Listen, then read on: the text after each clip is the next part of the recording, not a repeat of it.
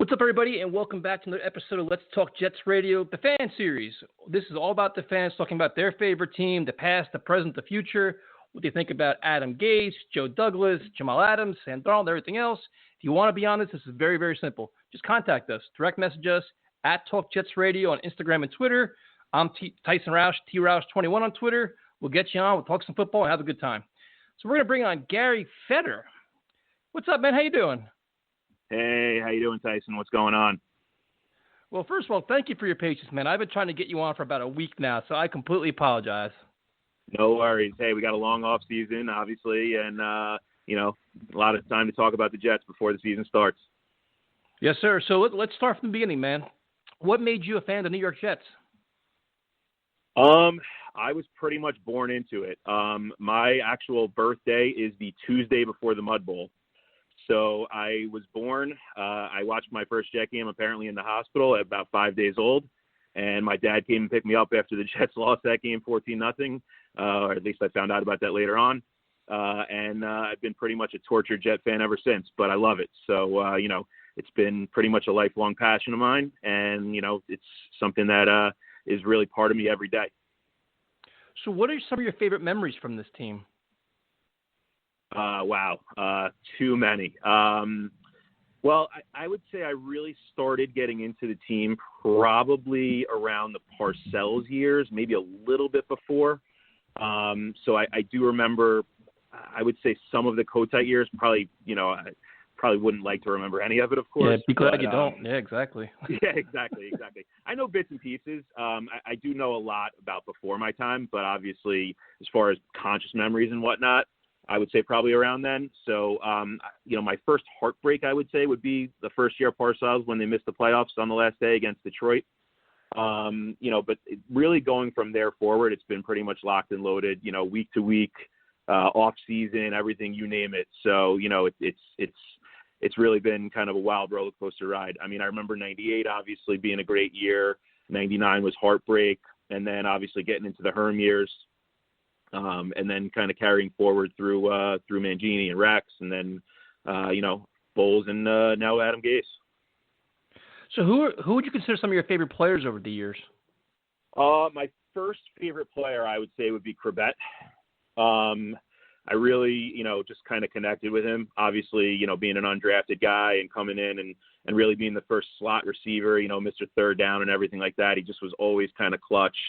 I felt like I kind of grew up with him. He was kind of my guy as a little kid. Since then, I would say, I like a lot of the unsung hero guys. I'm a big offensive line guy. So, I've really gotten, a lot of fandom for, Nick Mangold, Berkshire Ferguson, obviously. I like a guy like Cotchery. Cotchery was such an underrated receiver. There's a ton of guys. Bart Scott, I always, had a real connection with as far as kind of rooting for, tons of guys, obviously, up until the current players, of course, there's a few guys on the team right now, Jamal Adams, Darnold, of course, but yeah, I think it all goes back to Corbett as a starting point. Who do you think had a bigger impact on the team, Bill Parcells or Rex Ryan? Wow. It's a good one, right? It's a good question. Yeah, it's a very good question. I think my vote would be Parcells, and it's really kind of they're two different scenarios, right? Parcells took over really a pretty bad dumpster fire, right? I mean, they were coming off Kotite. It was just the worst of the worst. They had all these big free agent contracts, and just were a terrible team. So he really turned it around to go from just kind of nothing to the AFC Championship game in 98. When you look at Rex, I mean, his impact, obviously, being the swagger that he brought in and just kind of, the defense and really, kind of getting them over the top in that regard. But, when I look at it, he had a pretty stacked roster coming in. A lot of that was Mangini kind of building talent a few years before it. So, he came in with a pretty good team. And I love Rex. I thought he was a great coach, especially, knowing what we've been through the last 8-9 years, I would say. I mean, I would kill for the days of Rex Ryan right now.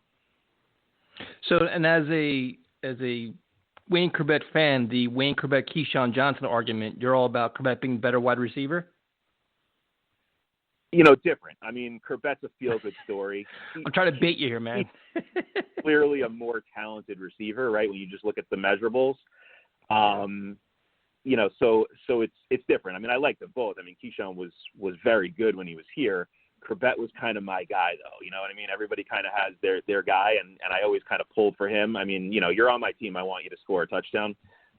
That's regardless. But, Corbett was kind of, such a feel-good story. When he caught that touchdown in Tampa on the halfback option from Curtis, I mean, it was just such a good story. I mean, he was really, the more likable guy, I guess you could say.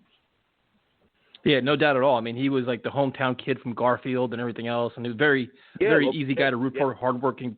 It's obvious. Now, what is your take on the way the media covers the New York Jets? More like the local media, not the national media, because some people say they're biased or they're always negative or there's an agenda.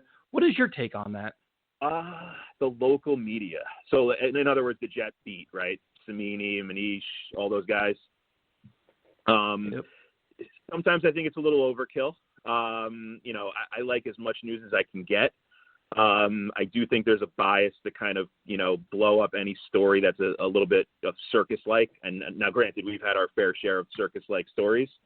But I think they're a little unfair at times when it comes to that. Sometimes I think it's also overkill. Like, you'll watch a report on training camp, and it's, Darnold was 7 of 12 today, and his completion percentage was a little lower than yesterday. It's kind of a little over the top, but I'm always at the point where I'm starving for any Jets news, so I guess I'll take it. I do like a lot of the in-depth stories. So when they kind of get into stories about some of the players, their upbringing, and some of the things that they're doing, in their off season, and just kind of the backstories are kind of cool as well. So I think they do a good job. I mean, I definitely I like a lot of the reporters, as far as who's covering the team right now. So now, if somebody asked you, what is life like being a Jets fan, what would you say? It's organized chaos, I guess. I don't know. It's a tough, it's torture. It's great. You know what I mean? It's one of those things when I in many ways right now I miss it because they haven't really been good. I mean, other than 2015, the last time I really remember watching like a big game late in the season. I mean, it's been since maybe 2011, right? I mean, when they just missed the playoffs after the 2 championship game years. I miss getting ready for a big game, going to a big game. I mean, season tickets and everything. I'm there, no matter what the weather is and everything like that. Tailgating, whatever. But I mean, it's been so kind of. I feel a little beaten down right now. You know what I mean? Are you the same way at this point?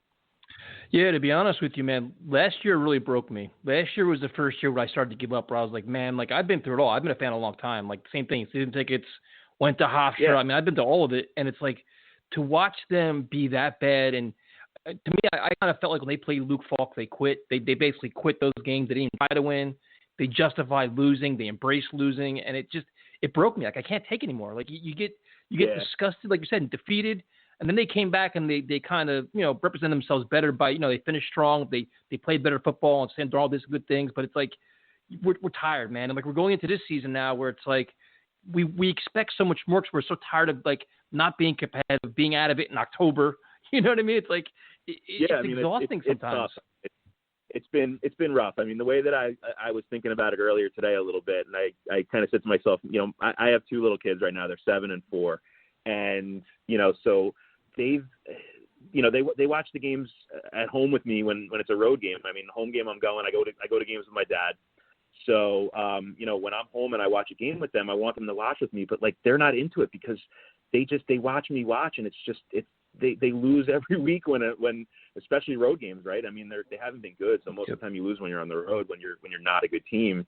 And they sit there and they're like, why is he doing this? Why is Dad doing this? I mean, he's sitting there for 3 hours just miserable. I staring at the TV, and it's like I don't even, not that I don't get angry anymore, but it's just I'm like you said, defeated at this point. It's just I just want them to be good, and I do feel like Joe Douglas is doing the right thing right now. I'm a big offensive line guy, so I love the direction that he's kind of taken in the offseason, this offseason, compared especially to a guy like McCagnon. McCagnon, I thought he was talent evaluator coming in as far as what I read.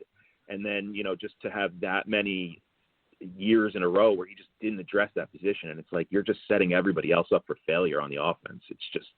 It's a recipe for disaster. And we obviously saw the results. So it's kind of, been proven right. Yeah, and you're absolutely right. Like the last time we had some pride was probably the Bulls year in 2015, and that ended like a train wreck. But it was like the Rex Ryan time. At least we had like swagger and we were excited. Like now, like even going into this year, like we're kind of cautiously optimistic. Like you mentioned, like Joe Douglas in the offensive line. We can start there. It's like he had to make changes, and he said he's going to make them. He made them. Did he do enough though? Like, do you feel confident that they're going to replace 4 of the 5 starters, and this unit can be strong enough to actually keep Sam Darnold upright? Yeah, I mean, I think it's probably going to be a year or two until we can kind of really answer that question. You know how like when you have a draft, you always say, oh well, any grade that you give, you can't really tell for a couple of years. I don't think we're going to be able to tell if these guys pan out for a year or two. That being said, you got to try. Yep. I mean, McCack never tried. I mean, the fact that he brought in Becton, Greg Van Roten, McGovern, George Fant, right? We've built up the depth. I mean, looking at it last year, I remember talking to a buddy of mine and saying to him, hey, you know what? We used to get upset when the Jets had one Wayne Hunter on the starting 5 on the offensive line. Now we have 5 Wayne Hunters.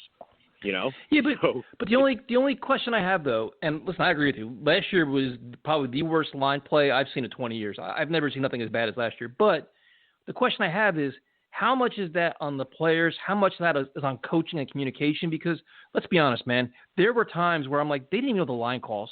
Like they didn't know where the blitz was coming from. It's like there were like 5 high school kids out there. It was like, so like, I don't know, man. Like I want to blame the talent. I think I agree with you with the depth. The depth is much improved, which they desperately needed. But how much of this falls on the line coach? Like they had like the worst line in football last year, and it wasn't even really that close. It was bad. I mean, it was very, very bad. I mean, they couldn't run the ball, and when you can't run the ball, you wind up in 2nd and long, 3rd and long situations, and then you have guys that can tee off on Darnold, and they know that he has to throw on 2nd and 11 because Bell ran for a loss of 1 on 1st down, and it's just a bad situation. You never want to be behind the down and distance, and they pretty much were in it constantly. I mean, unless they were throwing on 1st down. And even that they really couldn't protect and couldn't keep Darnold upright half the time. So, it's tough. I mean, I go back and forth. Part of me thinks it's the talent. Part of me thinks it's the coaches. I think, we definitely upgraded the talent this year. So we'll see if it's the coaches. I mean, if they get better, then probably it was just the talent being poor. If they're still just as bad, then, maybe it's that they're not being coached well, I think. Right. So, I think the good thing is, and maybe it's not so good, but we do have a little bit of continuity now on as far as the coaching staff kind of going into this year. So, we'll see if that's the case or if it was just the talent. But, I think it was at a minimum the talent was a problem. And I think that they've done a good job to address that. I was very happy that they took Mekhi Becton.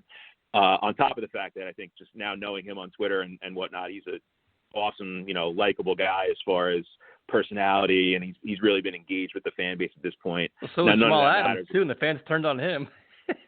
Yeah. You know what? I like Adams a lot. He's obviously a great player. I think he's done a lot of good things in a limited couple of years. Now, granted, like they haven't won, but I definitely think he's part of the solution and not part of the problem. That being said, I think the contract stuff is kind of a little bit early in this point. They have what, 2 years, potentially 3 of leverage with him that they can franchise him. So there's really it's such a non-issue at this point. And he's getting player now. He's getting pretty high compensation, right? He was the 6th pick of the draft. So, his 4th year number is going to be higher than the 30th pick or the, 100th pick of the draft. Right. So, he's just got to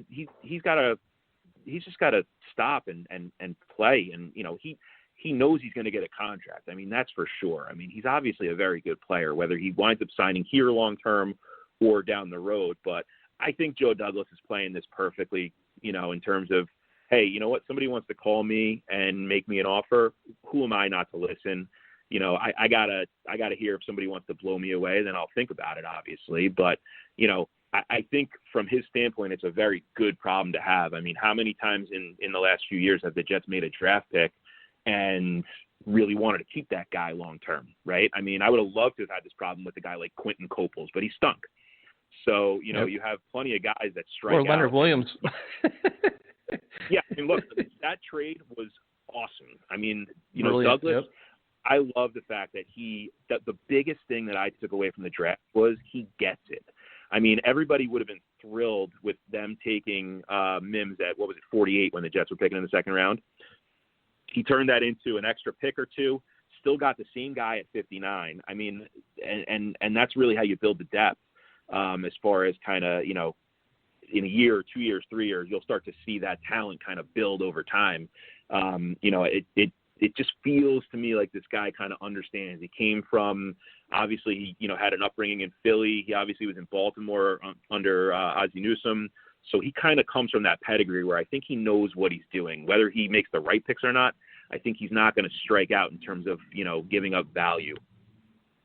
Yeah, I think I agree with you on a lot of things you said. I think his biggest test will be Jamal Adams on his contract. I think that's his first big free agency test because really this offseason he didn't really make any big splashes. He got a lot of value players and, you know, just like journeyman and even like Perryman. You know, it's going to be interesting to see how he handles Jamal Adams. But you mentioned Mims, which I agree with.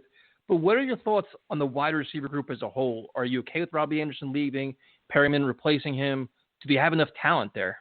I mean, he obviously was, you know, kind of an unsung hero. He kind of came out of nowhere, right? Undrafted, unheralded, worked his way onto the roster, worked his way into a good player, you know, somebody who deserved the contract that he got. That being said, I mean, he being an undersized receiver always kind of, you know, I didn't view him as complete. You know what I mean? He had a very good take the top off the defense. He turned into somewhat of a good route runner, but, you know, I didn't think that he was worth big time, you know, top end receiver money. And that's the tough decision that you have to make. I mean, it's tough to cut ties with him and Darnold because they had a chemistry for the first couple of years. So, you know, you hate to see that kind of go. But I do think that they've addressed the position between Perryman and Mims. I loved the first season out of Crowder. I think he's a really valuable piece. I think he's going to be, you know, a solid contributor for the next couple of years at a minimum. So, you know, and then the other thing is if Herndon comes back, I'm going to look at tight end as a weapon. I mean, between Herndon and Griffin, you really can go two tight end on a lot, and you really have two pass catching weapons there potentially that you can really add to the backs and the receivers that can, you know, make plays down the field with Darnold. I gotta say, Gary, you're very optimistic, and like I agree about Herndon. I agree about Griffin. They both got to stay healthy, especially with Herndon's got to stay on the field. He got to stay out of trouble and just stay on the field. Yeah, you know, yeah. That's a big asset. I'm not completely sold the wide receiver position. My faith is more in Sam Darnold making them better than receivers being good. I mean, obviously Crowder's a given. After that, I mean, Mims, if he catches 35 passes this year, I'm happy with that. I mean, he's a rookie. He's got a lot to learn, especially going against press 100%. Coverage, NFL corners, you know. But what are your thoughts on Le'Veon Bell? Do you expect a big year out of him, or do you think Adam Gase remains kind of stubborn and doesn't establish a run, or how do you think that plays out? They got to use him. I think, yeah, I mean, I think it goes back to everything that we started talking about with the offensive line, right? They're gonna make him. I've never seen a guy make more 2-yard runs that were beautiful, right? It should have been a 4-yard loss and he got 2 yards in the Yeah, right. True. Now, when he was in Pittsburgh, that would have been a 5-yard run that he turned into 25 or a 40-yard touchdown or something like that, right? Now he's just fighting to get back to the line of scrimmage a lot. So, you know, they got to use him more out of the passing game, I think, a little bit. They kind of got away from that with him. You know, he was a valuable weapon. It's just the line really kind of stunted him completely. I mean, he's one of the best backs in the league at using his linemen effectively, I think. You know, everybody talks about his patience and his ability to kind of see things when they develop, but there was nothing developing. It was just, I mean, he just kind of looked at it and was like, all right, like I'll try to get back to the line here. I mean, and he did a good job at it, but obviously he was just so limited in his ability to kind of make a big play. I think his longest run of the year was like 20 yards, right? It was like 26 yards or something like that. It really wasn't – he didn't have any splash plays last year, maybe after that touchdown and 2-point conversion in week 1 against Buffalo, right? I mean, it's tough to really remember anything overly memorable other than a couple plays. I mean, they're going to have to use him. I mean, a lot more effectively. And I think the line's going to really play a big role in that. And I think also, just really how they block up front. I mean, I think that's the biggest part of it. So what do you think an Adam Gase offense is going into this year? Like you have new weapons at receiver. You have, the running backs that you want. Brought in Frank Gore, which whatever. You have Perrine. Do you think, what is an Adam Gase offense in your opinion? I mean, I know his style is he likes to air it out. So, but I also think it's a lot of short passing. It's a lot of quick, timing routes. So you really need to be on the same page as far as your quarterback and your receivers kind of understanding, adjustments and being able to kind of, be, synced up when it comes to understanding, where they need to be at and at what point in time. So it's a tough thing to learn when you have a lot of new guys, obviously. So, I mean, I like the fact that Darnold is now in year 2 under the same offense. We haven't really seen that with him to this point. So I'm optimistic from that standpoint. I'm not as negative on Gase as the rest of the Jets world seems to be. I'm not positive. Don't get me wrong here. I'm not, painting a rosy picture here over last season's, 7-9 season against a, really an easy schedule to get 7 wins was not really overly impressive, I would say. But if they're efficient, if they're, ahead of the down and distance, and if they can keep Darnold upright, that's really, to me, Darnold is going to make Adam Gase and not the other way around. I mean, I'm more bullish on Darnold than I am on Gase. So, if he's going to develop into what we hope and what we think he is, then I think Gase will probably be along for the ride, similar to how he was with Peyton Manning, hopefully. But, I don't think Gase is going to make Darnold. I think it's the exact opposite. Which is the reason why he was friggin' hired, too, which annoys the hell out of me. That's what bothers me the most. It's like, like last year we saw things that were alarming on and off the field with Gase, and now it's like we're going to this year, another important. All right, we're counting on Sam, his work ethic, his determination, his overall talent to make this team thrive instead of the coach, which is the reason why the coach was hired, was to maximize Sam. So that's what drives me insane. It's definitely kind of backward. When they first hired him, I was, somewhat optimistic. I mean, after how many coaches can we go back in a row of just defensive guys, right? I mean, you had Bowles, you had Rex, you had who's before that? Mangini, Groh, Herm. Yep, they all were. You had Parcells is maybe the last guy that was on the offensive side of the ball. I mean, he's more of a head coach just in terms of, field general, in terms of everything. But, I mean, you had 20 years roughly of just defensive guys. So I was happy, like, hey, we got somebody on offense. I like that as far as a direction. And I did feel like he had a lot of injuries at the quarterback position when he was the coach in Miami, in terms of, he lost Tannehill to injury a couple of years, and then Jay Cutler, forget about him. But, so I almost felt like he had, a legitimate excuse why he wasn't successful. He made the playoffs his first year in Miami, I believe. But, after that, I felt like it was kind of, there were reasons why. And I think obviously that the excuse Jets thing seems to follow him a lot, doesn't it, though?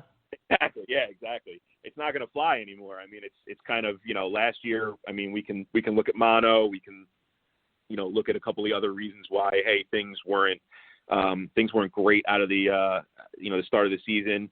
And from a positive standpoint with him, he kept the team together, I guess. I mean, if you want to, if I'm trying to be positive and I want to see the good in him, they didn't quit. They did finish strong down the stretch. Granted, there were a couple of games that drove you nuts, like that Cincinnati game where they didn't even get off the bus. But they held strong. If I want to kind of think of it from a positive standpoint, but I got to see more from him. I got to see Darnold develop. I almost feel like Gase has to get out of Darnold's way and let him just blossom. I think the offensive line will help because Darnold can't do anything if he's on his back. But Gase as a play caller going to be, it's tough. I think it's like I said, Darnold's going to make him and not the other way around. Yeah, and I completely agree with you. And I think I do give the team credit for sticking together last year, but for a part of me, I guess probably 'cause I'm just not a Gase guy, I give more credit to Greg Williams and the defense for keeping this team together than I did Adam Gase on the offense. I think it was the leadership of all those guys. And listen, I'm not a Gase guy, so I'm going to get ripped for saying that, and I don't care, but it's just kind of how I feel. Greg Williams is such a guy that everybody rallies around. You see it on the sideline, you see it in practice, you see it everywhere. And I kind of think he played a big part in that. Now, this year, the expectations are a lot higher for the offense. But what do you think about this defense? They've revamped the secondary. You got some new corners, Pierre Desir. You got a nice pick in Bryce Hall. They got Brian Poole back, which is big. Jordan Jenkins back. I mean, what do you think about this defense? I mean, I think you hit a couple of good points there. I mean, obviously, bringing back a couple of those key guys, Jordan Jenkins, I think is a very underrated linebacker. Very he must have had like 8 sacks last year, I think, right? Yeah, he missed a couple games. Yep. Yeah, so I mean, good player. I mean, a valuable player. The other thing also is they played their entire season with their linebackers being their depth players, right? You're going to potentially bring back C.J. Mosley, and you're going to bring back Avery Williamson. And, you didn't have them for really the entire season. I mean, Mosley played, a game and a half, and he was terrible in the game when he came back against New England. He was still hurt. Yep. He was pretty much not himself at that point. So that's going to help. I mean, I think, right, we're strong at safety, Adams and May. I like the Ashton Davis pick in the sense that I almost see him as a hybrid safety corner, somebody that's going to play when they go 5 wide. Hey, we can line up a guy that can hopefully succeed. Whether he's playing kind of nickel or if he's playing safety in a more traditional role. I also think that pick was kind of foreshadowing the fact that they're going to let Marcus May walk after this year. Yep. I think if the plan is to keep Adams, you can't keep them both. So May is going to hit his walk year sooner, being a second-round pick. I know they only have 4 years of control versus 5 when you have a first-rounder. So he's going to hit free agency sooner. And I think he's a good enough player that he's going to demand some, decent money.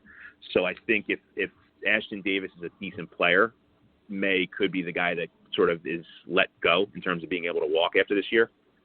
I like cornerback. I think that they've tried to address it. I think we all got very, very spoiled about 10 years ago with a guy like Revis, who was, the best that we've ever seen in terms of that position. And even a guy like Cromartie was a very good player in his heyday. So, those guys are hard to come by. And I think the guys that they have now are, they have potential. They're going to get beat. They're not top edge, top flight corners. So they're going to get tested. They're going to get beat. They're obviously going to give up plays here and there. But I think, they've addressed it, as much as they could. The problem is they had a lot of holes elsewhere. So, the other thing that I've also, wanted for a while now is they need an edge rusher. It's been a while. They can't generate pressure. It's hard for them to generate pressure, and they keep taking these interior defensive linemen. I mean, we haven't even mentioned Quinnen Williams, who frankly, didn't have a great year last year for whatever reason. Maybe it's just that the numbers don't jump out at that position. I mean, I don't really recall too many impact plays. I think he had a big 4th down stop against Dallas. But other than that, I mean, he had, maybe a play here, a play there. So hopefully he develops a little bit. Now that, you don't have Leonard Williams there anymore, he's going to obviously get a little bit more playing time and, more time in the rotation and whatnot. And I think they're stout up against the run. So I think that's always been, that's continuously been a strength of theirs. They really don't get run on. So, if they can kind of keep that up, then I think, hopefully it puts them in good situations where they can get a little bit more of a pass rush. But yeah, Greg Williams, getting back to sort of the beginning that you kind of started the question with, I have a lot more confidence in him than I do in Adam Gase as far as, coaching that side of the ball. So, if I had to be optimistic, I would say it's probably more on the defense than on the offense. Hopefully Darnold proves me wrong or gets it to where, hey, the offense is kind of holding up their end of the bargain. But yeah, the defense, I would say, is probably the stronger point on the team. Now, the Jets, fortunately, are getting some money back from the Tremaine Johnson nightmare with the June 1st allocation. Would you use some of this money to go after an Everson Griffin, a Marcus Golden, a pass rusher that you just talked about? Yeah, I mean, you know what? I gotta see who's out there. I gotta see who wants to, who's interested. Obviously, the feeling has to be somewhat mutual. I'm not really a huge Clowney guy. I think for the money, Golden's probably gonna cost less and probably produce close to as well as Clowney. He seems more. Like a more value. In terms of a pass rush, he could be more in terms of a pass rush. Yeah, Clowney's kind of a run stopper, and he every now and then he shows up and makes a freakishly good play from a pass rushing standpoint. But I think Golden is more of like a pass rushing specialist, I guess. Yep. So when I look at it from that standpoint, in terms of where I want to invest my money, that might be the better play because number one, it'll probably cost less, and number two, I think he kind of fits more of a need. In terms of what the Jets are specifically looking for. I think they're strong up the middle in terms of run stopping, in terms of, inside linebacker, safety play. I think, but you need that guy on the edge. It's been pretty much, I guess the last true edge rusher would be John Abraham probably, right? Yeah, so, pretty much. It's not pretty. Yeah. So what do you, based on all the, all your insight you just gave me, what are realistic expectations for this team this year? It's what? I see them right around where they were, 7 wins, 8 wins maybe if things break right. The problem is I think they've gotten better. I think they've addressed things, but I also think that the 7-9 record that we're all kind of staring at when we look at the standings last year was a little bit of an enigma. Playing against the NFC East, which we know was trash last year. I think they went 3-1, right? They had who did they play? The AFC North, right? Yep. So, this year the divisions that they play are going to be both Wests. So you're talking about tougher road games, right? They're going out West a few times. Not to mention, you have home games against the Niners. You have, just a tougher schedule in general, right? They got to play the Chiefs. So I think getting to 7-9 with this schedule, we would look back, and now it depends. I mean, there's different ways you can get to 7-9, right? You could be 7-3 and fall apart, or you could do what they did last year and be 1-7 and, win 6 out of the last 8 games and wind up at 7-9. And that's obviously going to create 2 different sort of feelings when we look back at the 2020 season. So my guess is their record would be right around the same. I would say 6, 7, 8 wins, somewhere in that range. If Darnold is what we hope he is, maybe it's 8. Maybe they get lucky and sneak out a 9th win somehow, and become that first, 7th team to make the playoffs in the AFC, right? I think that's this year, right? Yep, absolutely. So, who knows? But, the other thing that I also think is that we're also, I guess that we didn't mention is that the AFC East obviously is going to be a little different this year for obvious reasons. New England was essentially an unwinnable game for however many years it's been. And I think there's such a big question mark right now. So when we look at our own division here, I don't think any game is unwinnable. Now that being said, nothing's a pushover, especially with a team that has so many question marks like the Jets. So, we'll see how that goes, of course. But, I think you have a little bit of a changing landscape as far as, what we've come to know since, the early 2000s, which has basically been like, hey, we can go 11-5 and all it's going to get us is a 5 seed.